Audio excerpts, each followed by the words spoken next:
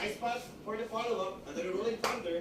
One more. Kung nakahabot pa ata to with the double shield crash. Patay si PMA. Pero, patay na naman si Tiny. Planet dito. Pinasok na naman. Matagal-tagal yung dagat. Holy, hindi ka pa nakamatay ito. Tapos may makukuha pang trade-off na makaling like yung power sa mid lane. Sisigure naman sila. Ito naman yung okay sa Aldrich. Pwede nilang i-transition sa Roshan. Lalo na naka-blood si Morblade. Diba? Bigay nila kay Paco. Ito na ako. Kasi wala ni Baby yan. Bakit hindi? Okay. Hindi. Ba't ito ah? Oo, diba? Pag hindi yung fight item pa rin, kapag kinuha niya lang talaga yung, alam mo naman yung ideal item sa Huskar, na ginawa ko lang yung Artlet. Pero after that, back to the meta, yung fight item. Hindi na ako mabibigla. Yung mga blood ka, di ba? Ginagawang